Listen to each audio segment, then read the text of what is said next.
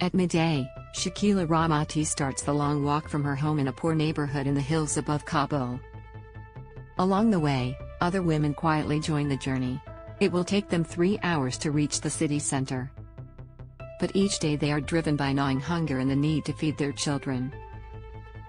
Their destination is a bakery, one of many in Kabul where crowds of women have started gathering in the late afternoons, patiently waiting for customers who might give them some bread. Read more. Beijing announces new drills as U.S. delegation visits Taiwan. Sometimes we eat dinner, sometimes we don't, Rahmati says. The situation has been bad for 3 years, but this last year was the worst. My husband tried to go to Iran to work but he was deported. The United Nations says that nearly half of the country faces acute hunger. According to a May report by the International Rescue Committee, IRC, 43% of Afghanistan's population is living on less than one meal a day, with 90% of Afghans surveyed reporting food as their primary need. They're sobering statistics that encapsulate the first year back under Taliban rule, with the nation isolated and increasingly impoverished. As the US and its allies left the country, they imposed sanctions, froze $9 billion $12.8 billion in central bank funds, and halted the foreign aid that once constituted nearly 80% of Afghanistan's annual budget. Read more. British regulator first to approve Moderna's Omicron targeting COVID-19 booster outside the Foreign Ministry. A large mural, one of the few written in English, trumpets the Taliban government's official stance.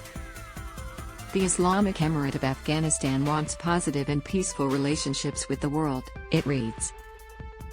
Yet, after a year of governing, the Taliban has yet to be recognized by a single country in the world, with international funding still largely frozen. One of the main issues for Western countries has been the new government's marginalization of minorities and women, which includes a de facto ban on secondary education for girls. Repeated promises from the Taliban to allow girls to return to school have yet to be honored.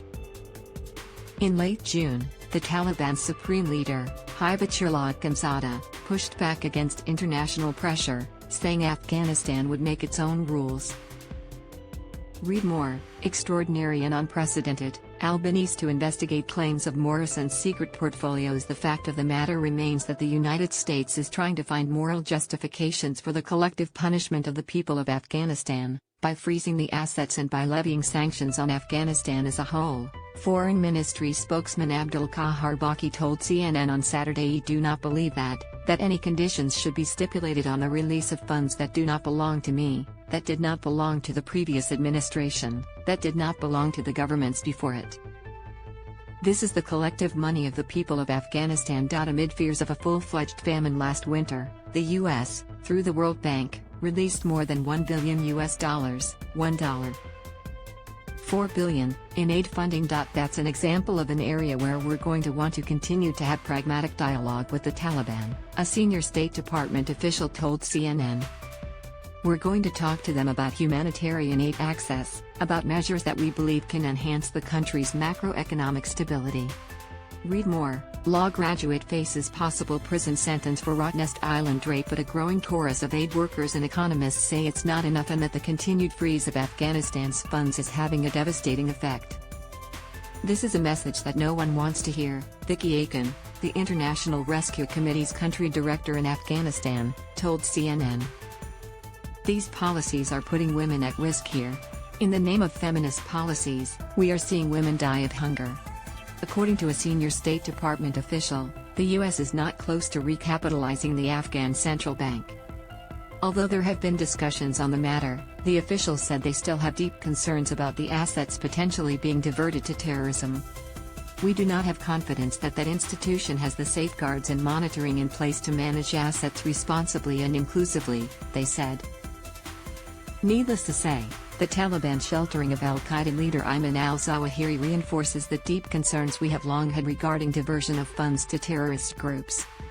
The Taliban refuses to acknowledge that al-Zawahiri, who was killed in a U.S. drone strike earlier this month, was even in the capital, further complicating any efforts to normalize relations with the Taliban.